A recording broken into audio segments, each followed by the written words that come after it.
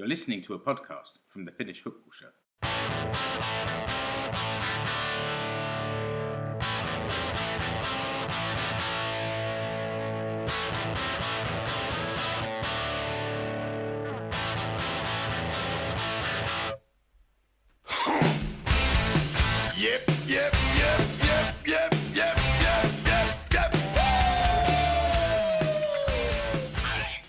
Yes, it's the Finnish Football Show, and if you're noticing a tone, that's because it's been a shocking couple of days for the Huuhkajat, starting with a resounding away defeat against Slovenia and culminating in a last-minute defeat against Kazakhstan.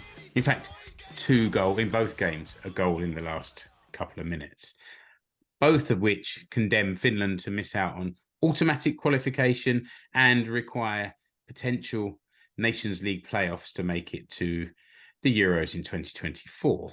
I'm joined today by Ali. Hi, Ali. Moi. And by Keke. Hi, Keke. Terve. They're both going to talk through their perspectives of the 2 games. Keke was out in Ljubljana, and Ali was closer to home in the Olympia Stadion in Helsinki. And we'll talk through the key action, the highlights, and there were some highlights. And this growing uncertainty about the future of Markku Kanerva. Can it really be the end of the Rivelution? All of this and more. Let's crack on, chaps. Let's try and raise the mood a little bit by talking first. Before we talk about the football, let's talk to Keke about his travels. Keke, tell us all about your trip to Slovenia. Well, hello, gents. Yeah, the trip was absolutely fantastic. I mean, Slovenia, what a wonderful place. They've got mountains, they've got rivers, they've got caves, they've got beer at €2.50 a half litre. It was really great place. I mean, I arrived on Wednesday evening and we settled in. We went to visit Planica, which is the world's largest ski jump tower, which is the scene of Matti Nykkänen's 191 meters in 1985, and so we paid our respects there. We went up to the mountains, as I say, went down into some caves, and crossed countless borders. Slovenia is sandwiched between Austria and Italy, so we hired a car, and every 5 minutes we seemed to be crossing another border, which with my Brexit passport made me a little bit nervous. But I'm reliably told that once you enter the Schengen area, you can move around in it before you leave again for a little while. So yeah, when we drove out of Slovenia across to Austria, literally just for a pint and an apple strudel, and the old border checkpoint guards waved us through in our Slovenian car. And it was only a couple of yards past the border. I thought, oh, should I have got this out? But no, it was all good. It was all good. But friendly people, mate. When we finally did make it down from the mountains and into the city of Ljubljana, fantastic little city. Beautiful castle up on the hill, lovely river running through it. The SMU Corps guys organised a little river cruise, so that was fun to see them sailing down the river, singing their songs on their little boat. So that was good. And it was bars and pubs and beautiful restaurants that sell loads of meat and not much else on the menu all over the place. So it was, sounds great. It was an absolute cracker, mate. There was only one downer, and that was the 90 minutes of the match, unfortunately. Well, let's come on to that. Ali, do you have the Huuhkajat starting lineup in front of you, or shall I read through it? Yeah, I've got it here. So okay. Obviously Luka in goal, Radetzky. I guess you can look at it as a back 5 with Alho as the right wing back, Hoskin and Ivanov, which was to be expected, and then a start for Väisänen, which I was quite happy about, because I think he's been doing pretty well this season in MLS. So at the time that the lineups were released, I was happy about it. Let's put it that way.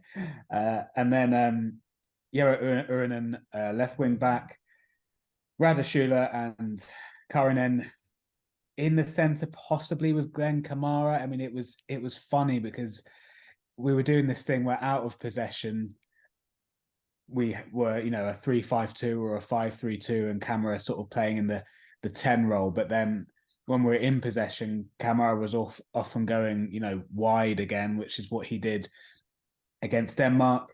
And then Chalman and Pukki were the sort of front two, sort of fluid front line.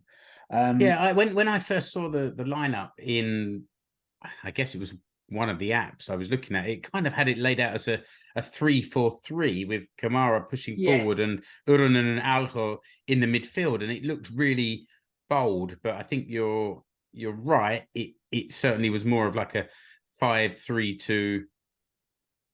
You know, with Kamara pushing forward a bit when we were attacking. He certainly seemed to be playing higher up towards the left-hand side.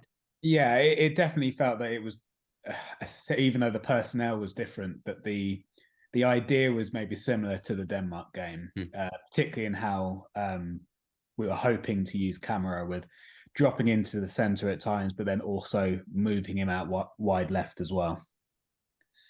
I mean, when I first saw the lineup come through, I mean, we got in the stadium nice and early, got our positions, and there was quite a lot of fans in the stadium early. We were encouraged to get there early.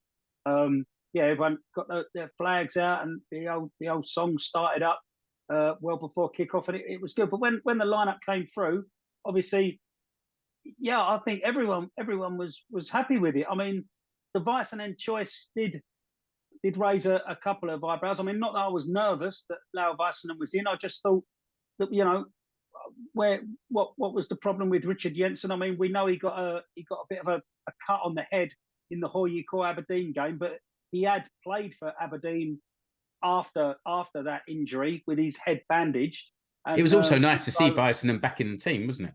Yeah, it was, Mark. I mean, we'll get on to what happened, but and you know, hindsight is a wonderful thing, but he has only just come back from injury himself, and played like 2 or 3 games for Austin in the MLS since his injury, and he was out for some time. So yeah, I mean, I'll let you explain what transpired. Well, yeah, let's. I mean, I just noticed that in the first sort of 10 minutes that Slovenia had. I mean, even the first 20 minutes, really, a lot of the ball was with Slovenia. In the first 10, they'd had a couple of chances, half chances, maybe long-range shots, but Finland really hadn't done much with the ball as an attacking force. And then 15 minutes, we conceded a penalty. And, I mean, the ball came into Sporar with his back to goal, and he sort of turned towards... He was close to Vaisinen behind him, and he sort of turned and was tripped by Vaisinen. And I don't know if it would have mattered who was there. If he's turning that way and the defender's close to him, I think anyone would bring him down. It wasn't really a deliberate foul to stop him. It was just all part of the turn, I thought. I've looked at this a couple of times, and in obviously it was the unlucky Lau Vaisinen who was the victim of that. But I think that the forward is absolutely looking for that. And the more I watch it, I just think to myself, the referee's been conned there. I mean, I know I'm a Finland supporter, right? But the more I look at it, I just think he's no intention of staying on his feet. He's not trying to roll the defender. He's trying to roll over. Yeah. So yeah. I think the ref bought one there. I don't know if you know. Well, I do, because I can see you nodding your head, so you guys do agree with me. But but you know, I do feel sorry for Vaisinen, and whether like you say, Mark, whether it would have been Richard Jensen who would have conceded that penalty or anyone else, it would just added to the sort of is Lau a bit rusty, you know, it just added to the little question mark. That's all, mate. Yeah, no, that's true, and so obviously the penalty was awarded. There were VAR in these games, so it was checked and it was considered the right decision. Now, the penalty was taken by Šeško, and this is one of the players that our friend Nick from Slovenia 1 particularly mentioned. he mentioned, and actually before the game, my brother contacted me and he said, I quite fancy Šeško to come to Newcastle, because he's a Newcastle fan. And he said, what's he like? And I watched the game and I had to send quite a glowing report. Gosh, yeah. Šeško is tall, strong, powerful, running with the ball, and clearly can shoot, as we found out to our peril, because sorry, Mark, just quickly. Yeah. I mean, you just mentioned that. I mean, first thing to say is I was lucky enough to bump into Nick outside just before the right. game. I just happened to bump into him, or yeah. I mean, he come up to me and said, "Oh, you must be Keke," and I was like, "Jesus Christ, how have you spotted me here in front of all these people?" And then I realised I had a bright orange goalkeeper shirt on, and I've been posting it all over social media, so that's how he spotted me. But yeah, it was great to run into him. And the second point is the Slovenia team. They all looked big, tall, strong, and powerful. I don't know if that come across on the TV, but in the stadium, mate, the lot of them, they all just looked like. I mean, I already said that Slovenia is full of mountains, but they were man mountains, all of them. Yeah, and they got the mountain on their badge as well, so it's clearly a big part of their culture, isn't it? But he stepped up and banged the ball fairly low to Radetsky's right. Luke got a good hand to it, but couldn't keep that out. Yeah, that's right. And I think, well, we talked in the preview pod, Ali, about where does Robert Taylor play, and I was really surprised not to see him in this team. Yeah. And we'll talk about what he did in the Kazakhstan game, but really surprised that there wasn't a place for him in this starting team. He's clearly got a bit of flair and definitely an eye for a pass that we didn't quite see during this Slovenia game. But maybe with Kairinen, Šuler and Kamara in the midfield, it was more about being solid and then trying to break, like we said, with Kamara getting forward of it. Yeah, I think that was the idea. It just never really got going, did it? I think when you put Kamara, Šuler and Kairinen in the centre, you are hoping for solidity. You're hoping for when we do have possession to then pick a pass, but there was never really the options to pick the pass. So there was times when, okay, now we're in transition, we've got the ball, but then there was nothing really to like move forward with it at all. And it just felt like that out ball was never an option. So then you put your foot on the ball and then you pass it sideways or you pass it back and then you invite pressure on, which of course then I thought that was another similarity to the Denmark game, actually. Like not a lot of creativity in the final third. Yeah, no, absolutely. I think that's absolutely spot on. And would it have helped to have someone else up front? Like Taylor, for example, or if Hawkins would have started to be further up, with his pace, but. You can also understand why Rive would have gone with the slightly more conservative lineup. I think at the start of the game, a 0-0 draw, I would have taken that, particularly now in hindsight. Yeah.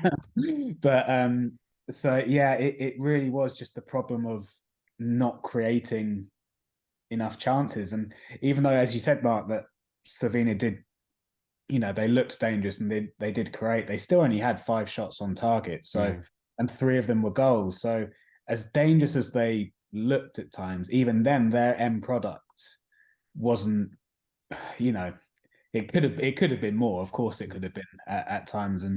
But 3-0 definitely does make it look like a damaging defeat. Yeah, I think Slovenia were playing with a really high press as well. They were really active up front. The TV commentators, one of the words that kept jumping out was prassi, which is the high press.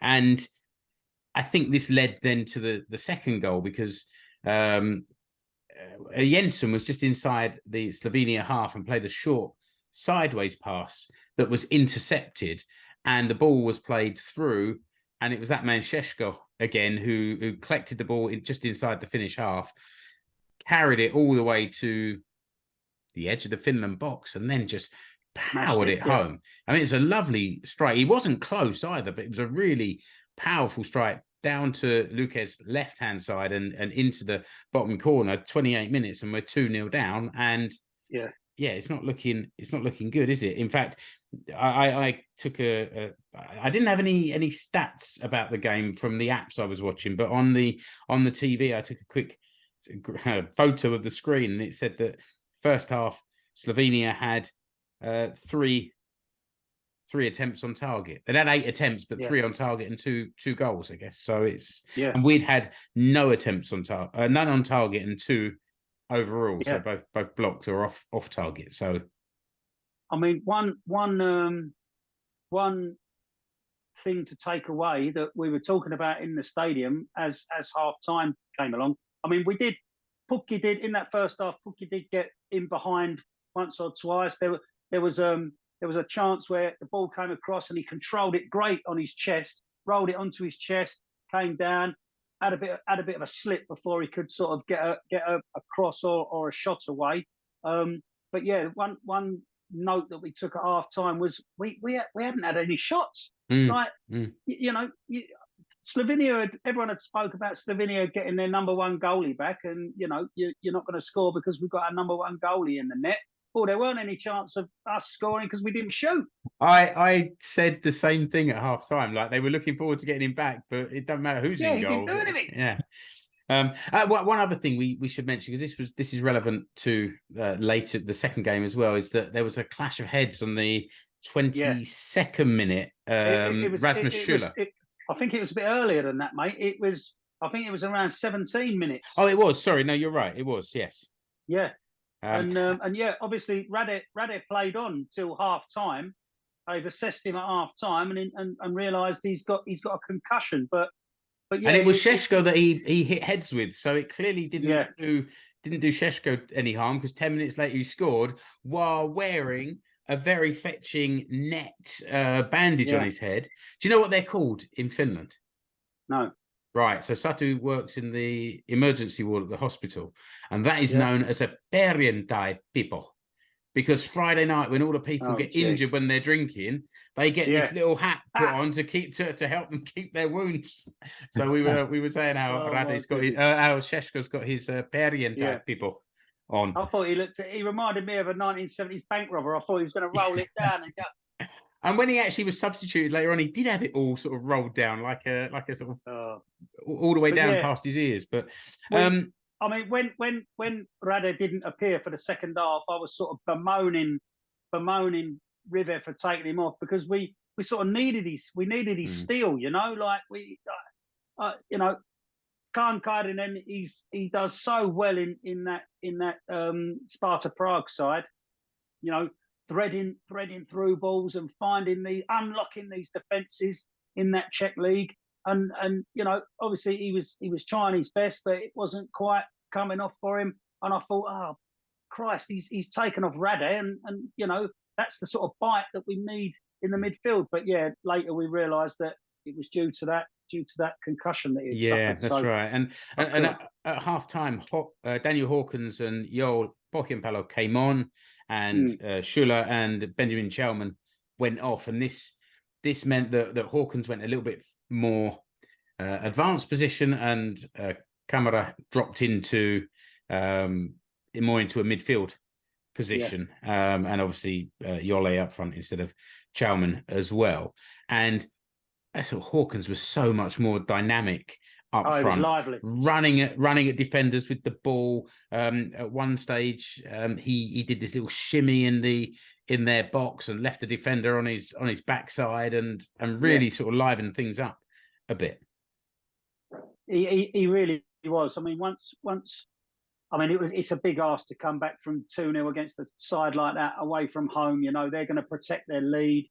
They did, in fact, break away and find the net prior to the third goal, only for that to be called offside. But yeah, the bright spot was Daniel Hawkins coming on, and you know, at least he was trying to get shots away, and he was having a go, and he was relentless up front. He was full of energy, as you said, Mark. And yeah, I mean, you got to look on the bloody bright side, I suppose, haven't you? So yeah, it was good to see Danny Hawkins and see him putting in the effort. And it did lead to a period of much more kind of controlled attacking play from Finland. Kind of some neat passing, but still not quite that killer through ball. And yeah. I wrote here 50 to 60 minutes. Have we had any shots on target even yet? You know, have any come yet?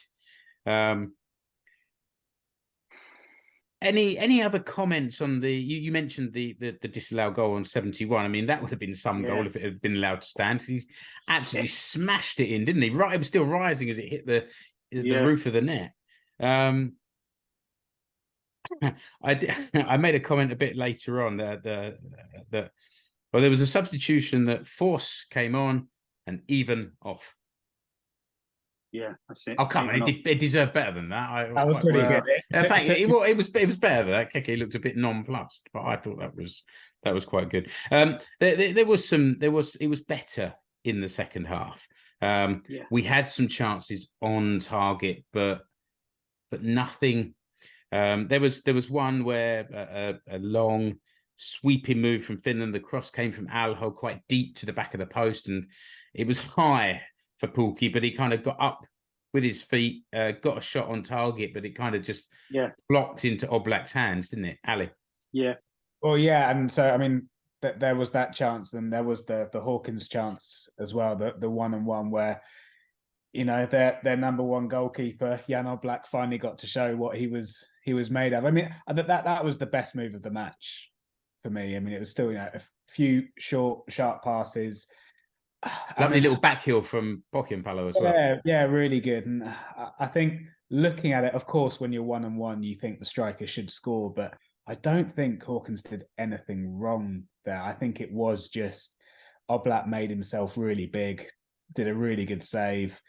Closed it down a bit as well. There wasn't much he closed space the angle in the down, but you sort of feel like when those chances don't go in at that kind of time in the game, you know it's probably not going to be your night. That's it.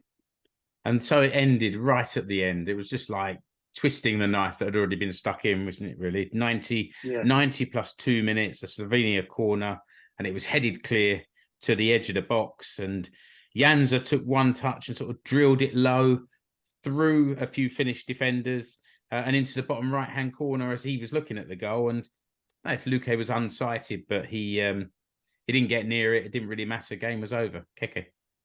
Yeah, I mean, we knew this was going to be a bit of a grim podcast. So just on that note, when that third goal went in, the atmosphere turned a little bit more sour in our end. You know, there was a lot.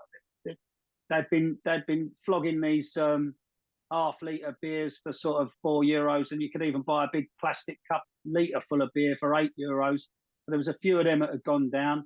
The stadium in Slovenia had promised that if you collected these cups, you could, you know, you paid a deposit and you could go and get a couple of euros back or spend them on something else. But in the end, they just been exchanging them for these little tokens that you can use on your next visit to the Ljubljana Stadium. Nice. Yeah, not on this one, but on the next visit. So yeah, as that third goal came in, a few of these cups made their way down onto the into the direction of the pitch, I should say.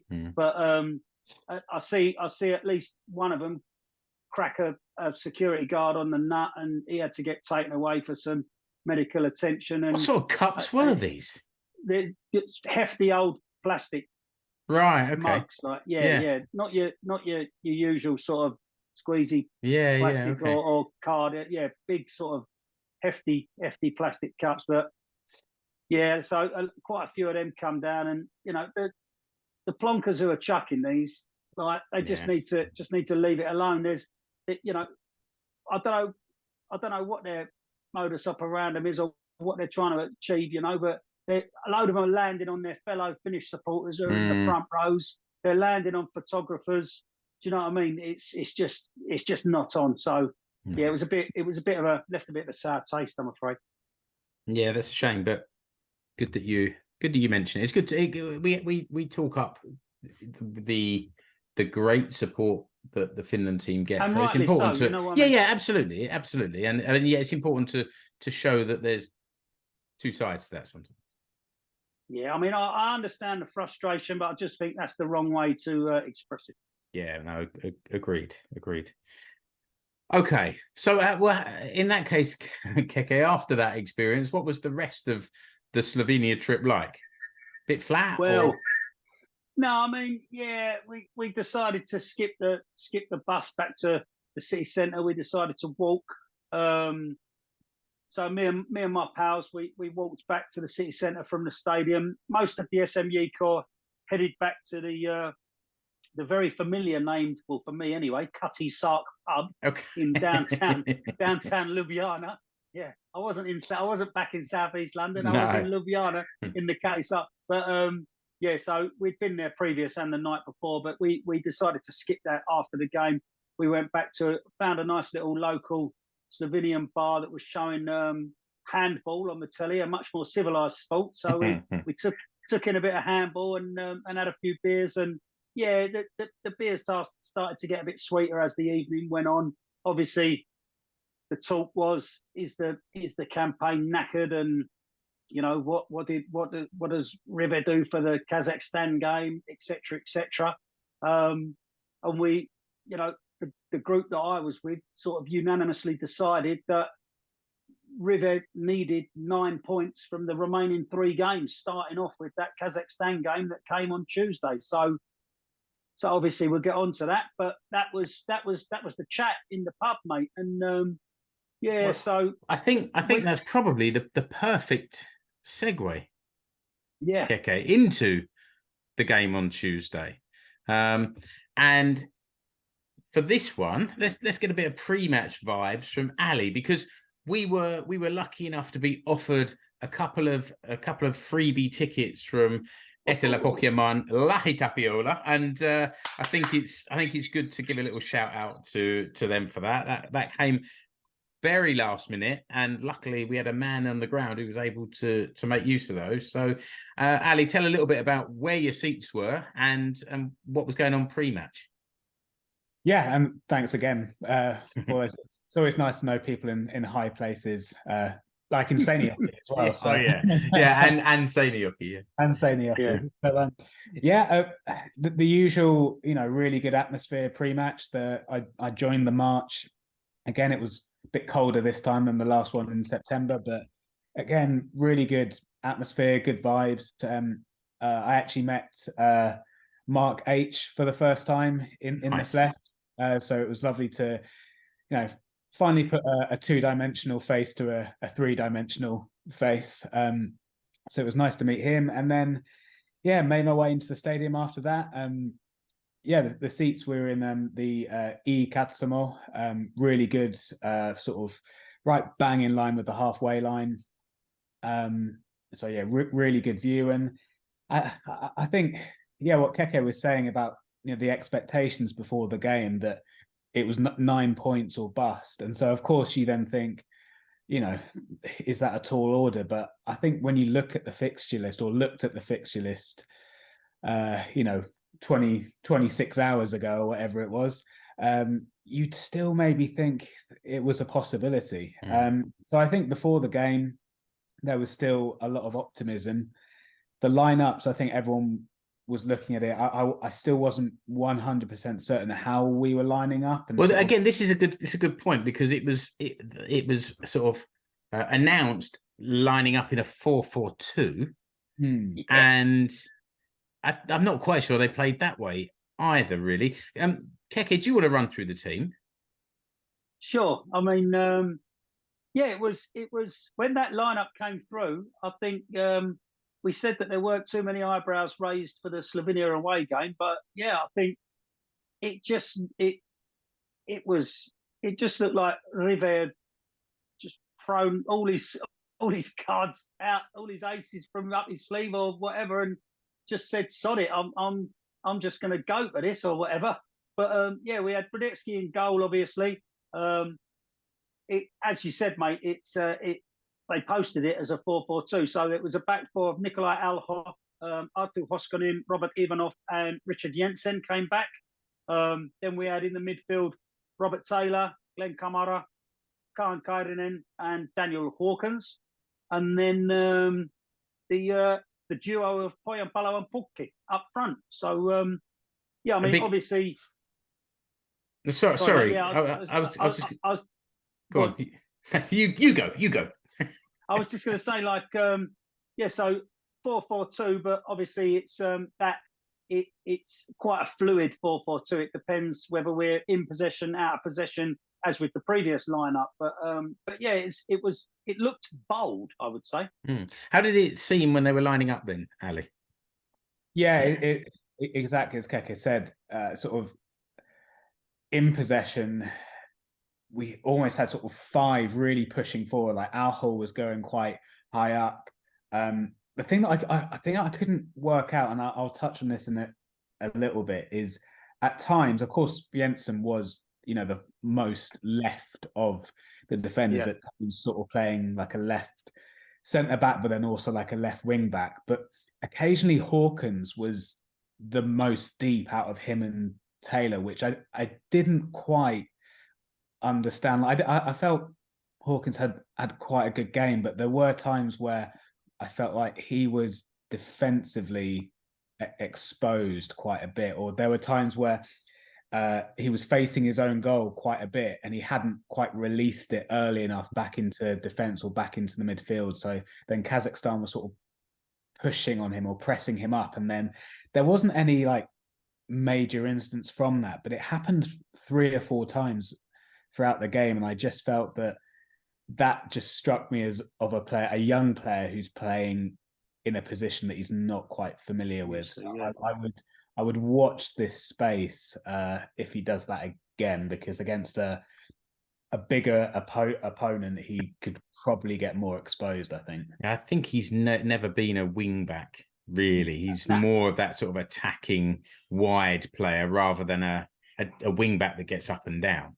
The formation makes a bit more sense, because I mean we exchanged a few messages, and then as it sort of started to settle down, if you think of Hawkins playing left wing back and Aho right wing back, because it was then when I was looking at the other defenders, they're all sort of centre backs. It was like, okay, so 3 centre backs, those 2 wide, Kamara and Kairinen in the midfield holding positions, and then Taylor just in front, and then the whole thing sort of made a bit more sense as a shape.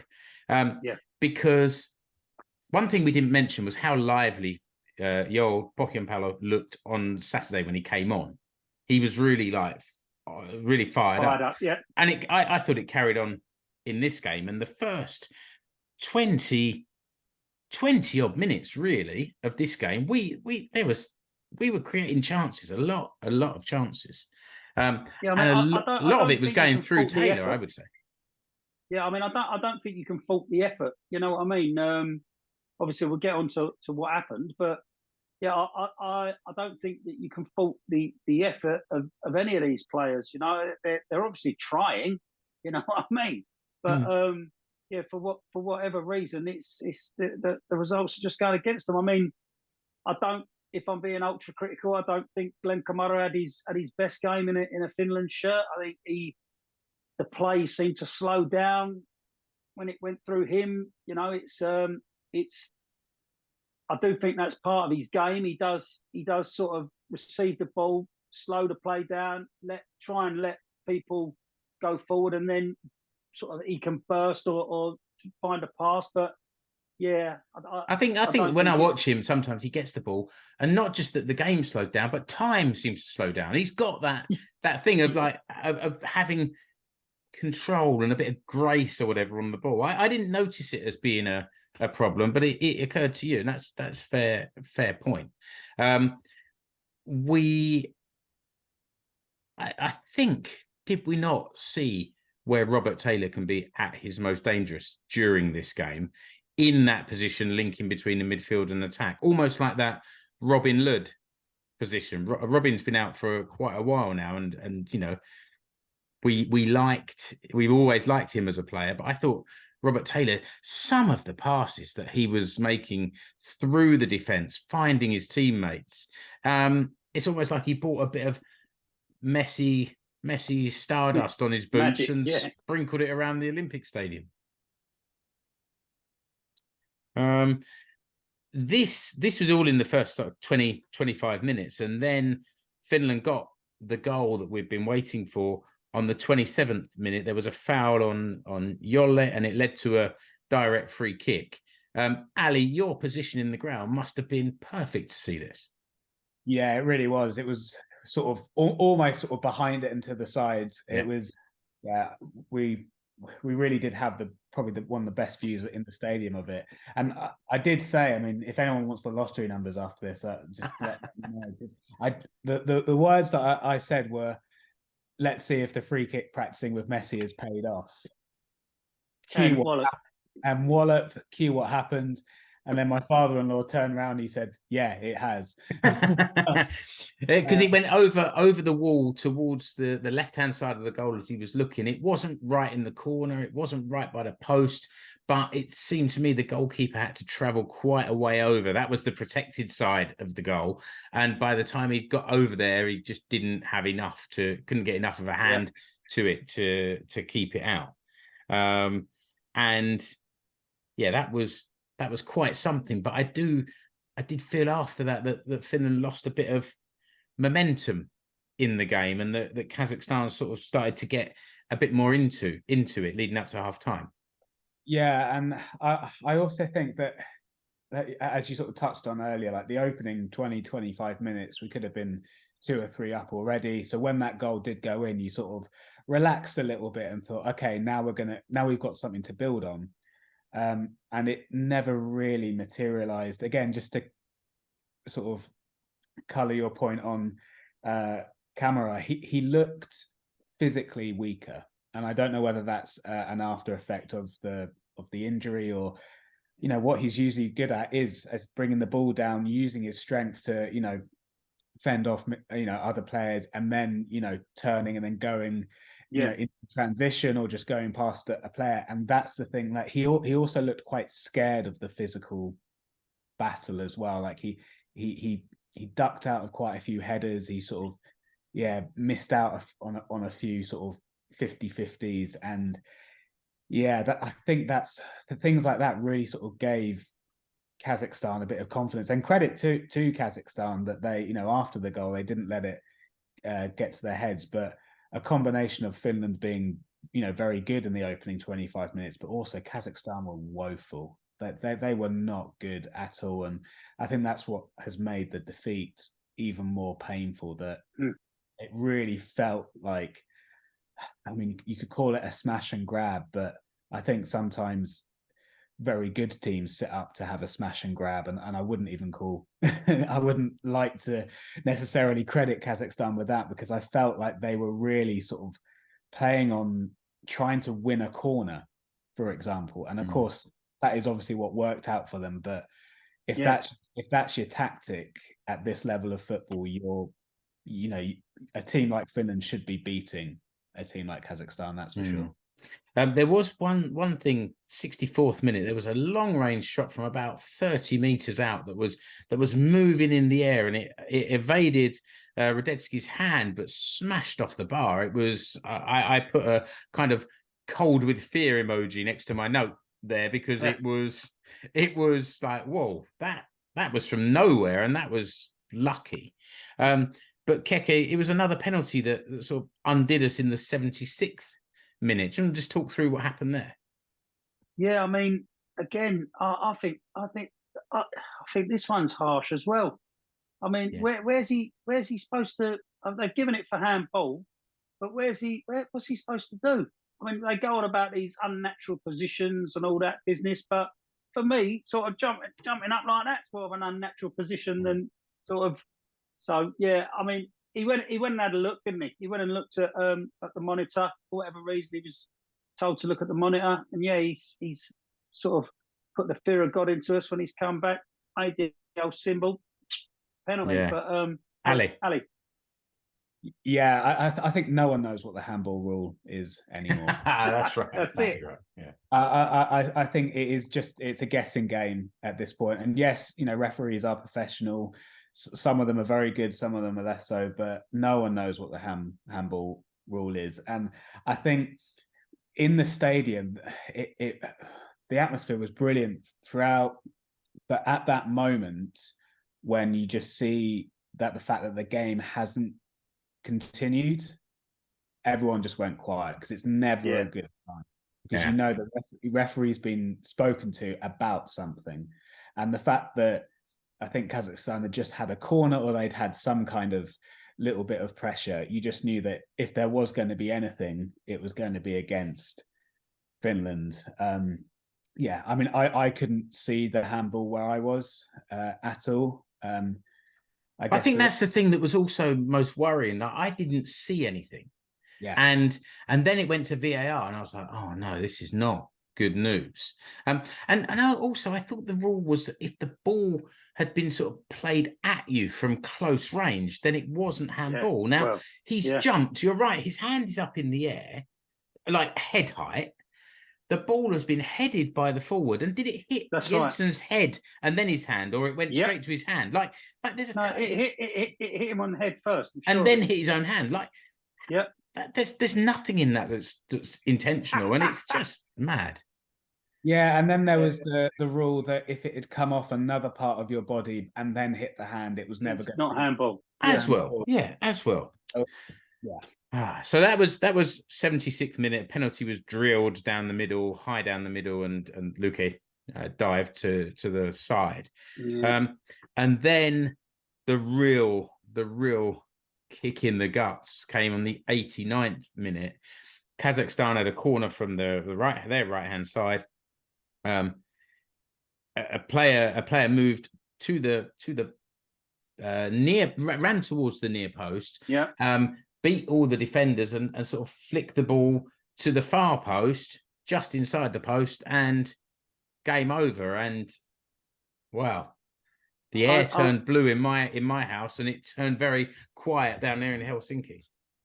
I mean, unfortunately for us, and unfortunately for him, I think it was our mate Kamara again. The fella seemed to lose Glenn, get up in front of him, and Glenn makes a bit of a token jump that sort of doesn't get anywhere near it. And as you say, mate, it's not even a glancing one, is it? It's sort of a back header, skims off his head and goes where absolutely nobody is standing, right at that far post, and that's like, that's bloody game over there. Not just game over, but we'll have a talk.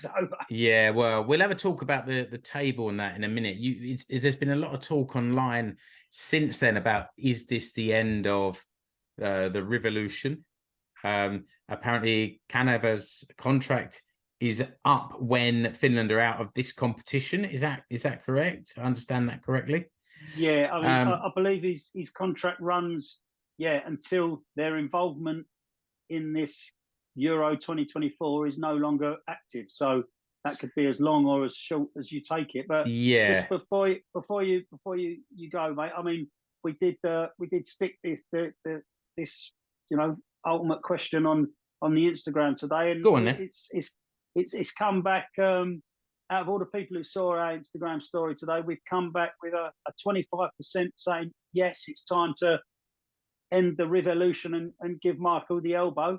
And a large 75% are saying that we keep hold of him and muddle on through. Well, not muddle on through, but shake off the disappointment and keep going. So yeah. Okay. No, that's good to know that that's a measure of sentiment anyway. And we had Ali there in the ground, but he said earlier that he met up with Mark H, and Mark sent us in a short voice note, clearly recorded after the game, because his voice is shot, but he has something to say about the game and also about the future of Rive. Evening, lads. This is about an hour after the defeat to Kazakhstan, and I thought I'd drop you a note because I'm pretty sure my voice won't last until tomorrow's show. But I just wanted to say, after the Olympic Stadium, it feels pretty hard right now, pretty tough. That's clearly a game we should have won, we should have handled, and we didn't. And because we didn't, we're not going to make it now to the Euros. That game's cost us, and it shouldn't have happened.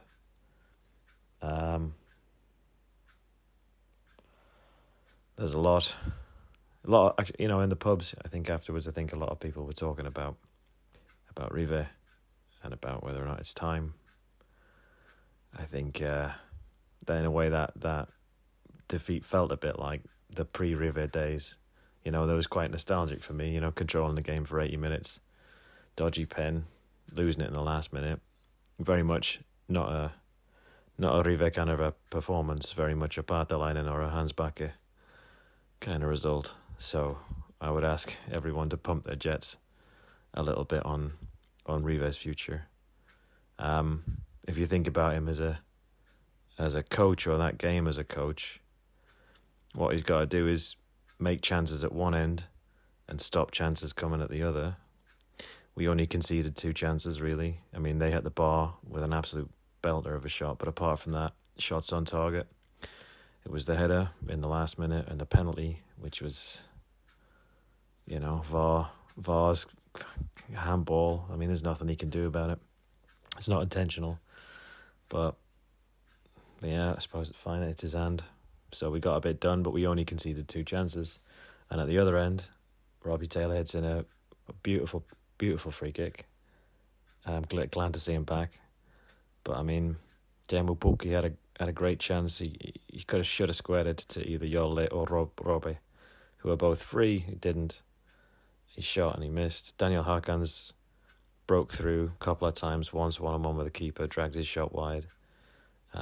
Jolle got space and shot from the edge of the box, and it sort of shanked it with the outside of his foot, and that drifted wide. Alho had a chance. Beautiful interplay, burst through into the box, and then he's got to put it away. And beyond that, we had a couple of half chances. Jensen's pile driver from distance and sticks out. So we made loads of chances. We didn't concede many chances. So we did all the things that a good coach, should put in place. It's just a really, really hard night and a really tough result, because I think we need to start working out how we can make those how we can put those chances away, and then how we can just be a little bit tougher in the back in those moments. But no great wisdom. Atmosphere was brilliant. Pohjois-Kare were amazing, full of voice throughout. Crowd was really good for a cold night in November. Couldn't fault them. It was a pleasure to be back in the stadium. Just a shame we came up a bit short tonight. Okay, so Mark is clearly as disappointed as we all are, but he makes a good point, doesn't he, Keke? We've been doing this show now for 8 years, and we were here pre-Rive, and there were some bad times certainly under Bakker, that I really started paying attention to the national team, and this thing of losing and conceding even in the last minute. It's not a habit we want to bring back much more regularly in the future, but we shouldn't kind of throw the baby out with the bathwater. I think that was my go-to analogy, exactly, mate. But I think that's why this stings so much, because it's familiar and because it's in not too distant memory. A lot of these fans, an awful lot of them. There is an awful lot of newcomers in the stadium and at the away games, but a lot of these fans have been there a lot of years, and they've witnessed some of this stuff before. So I think there's a little bit of I'm not going to say panic, but I think there's a little bit of a feeling that we've been through these bad times. We've ridden a bit of a crest of a wave.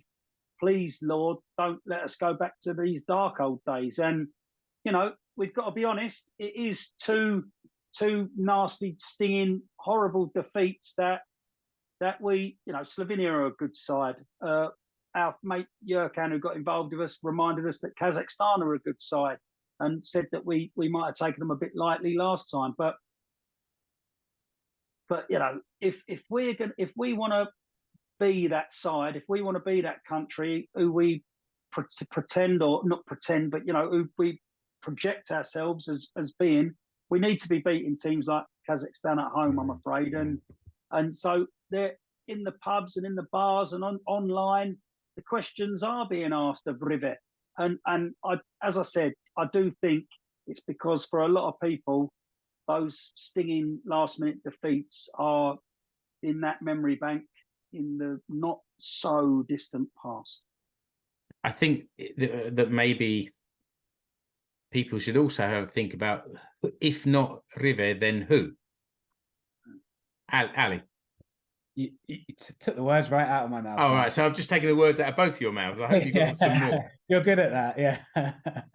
No, it's look. Of course, the grass is always greener, and I think we also live in a time that getting rid of managers is almost like a craze. It becomes like this online thing. It's like with transfers. It's like, oh, let's just buy this player. Let's get this new manager in because he did well in the Bundesliga and wears fancy trainers. It just really gets to me sometimes that there's this culture of really wanting to get rid of a manager, and because it's always going to be better. I think Rive has built up a reputation to sort of decide he can go when he decides, I think. And I think there's still enough in the team, there's still enough positivity from at least from the young players' point of view as well, because a lot of this team are still at a decent age that can be worked at. And I think it's really important for the next 2 games in particular, against Northern Ireland, against San Marino, that whether it's with Rive or not, that we win those games. Let's get to 18 points for the qualifying groups. Yep. It's not going to be enough, or it's very likely not going to be enough. And so let's finish with 2 wins from the November internationals, and then see where Finnish football is at the end of it. I think that's really important just for Finland moving forward. Yeah, I think. Go on, Keke. I think I just wanted to say, like, I think we heard what Mark H said, and I think he really did sum it up really well. But I think that Rive, he must have enough credit in the bank to withstand these couple of nasty defeats. He has to be, in my opinion, he has to be given the opportunity to put it right. It isn't like club management. You don't just have another game next week and get a new manager. Oh, can you fix this quick? Blah blah blah. He's of it. We called it a Rivelution because he has altered the focus and the feeling and that feel good factor around Finnish football from the bottom to the top. It was a Rivelution. That's what's happened over the last few years. So I do think he has enough credit in the bank, and I personally think he has the skills and must be given the opportunity to get us back on track. I think with the team as well, like it's evolved almost constantly under him, and even since the Euros, some of the older players have gone out, new ones have come in. There are constantly new players being introduced into the team. That said, there's been a bit of a noise online about Limata being brought into the squad. He must be brought in because he's playing in Portugal. Well, he only moved there a couple of months ago. He's played half a dozen games. Like, yeah, definitely he's one for the future. But just because he's playing in Portugal doesn't mean you're automatically straight in the team. Like, there is a pathway for the young players into the full team. There's also a door out as well. We've seen that with Valakari, for example. Hasn't featured in the last year or so, really. But these players, if they're doing it regularly enough, they will get a chance. And if they take their chance, they'll stay in as well. That's right. I mean, you're right. There's been a lot of talk about young Limata. And also Casper Terho is one that's been mentioned as well, playing in Belgium, doing good things there. I'm sure Rive and his staff are all over that. You know, they're not oblivious to what's going on. Right.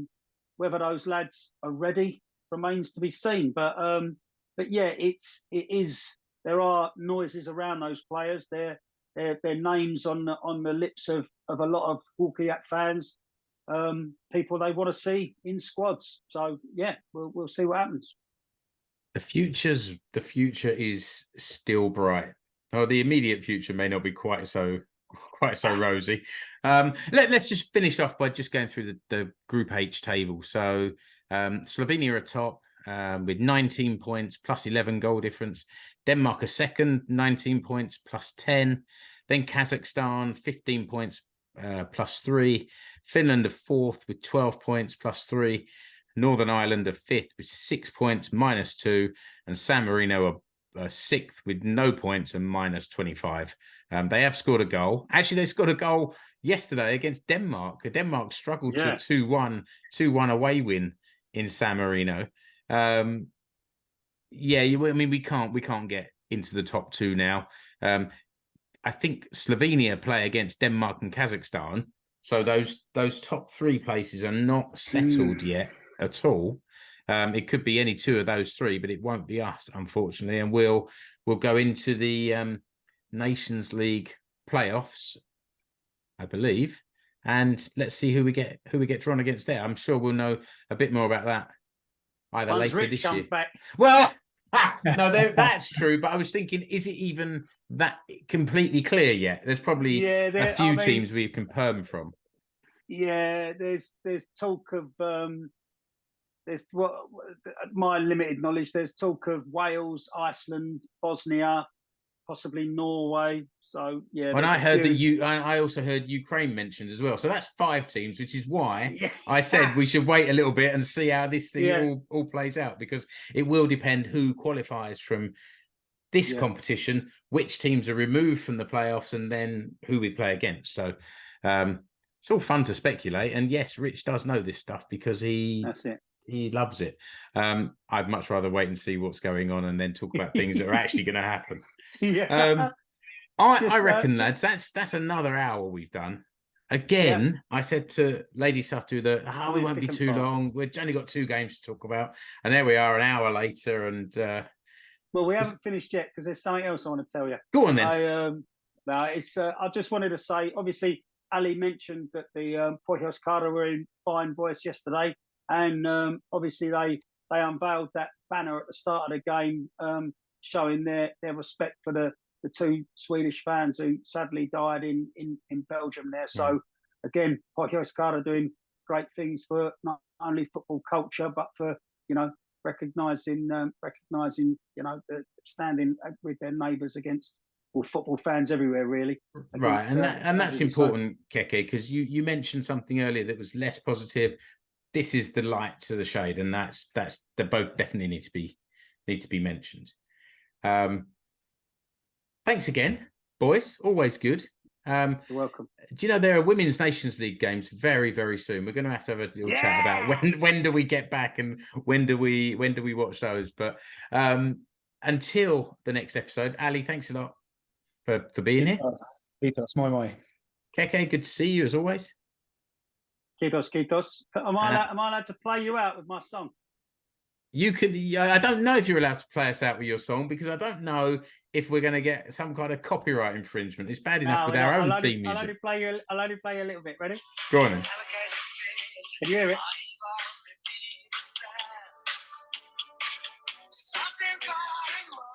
Wait for it.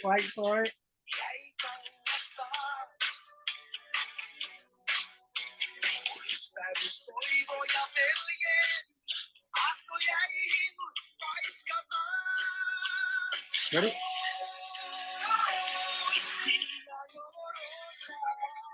There you go.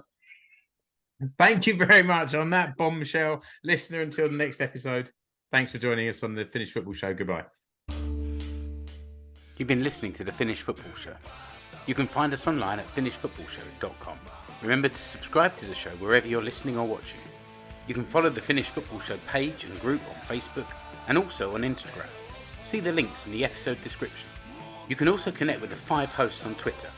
at Explore Finland, at FC Suomi, at Escape to Suomi, at Keke Mark and at Mano99. Links to the Finnish Football Show merch stores are also in the episode description.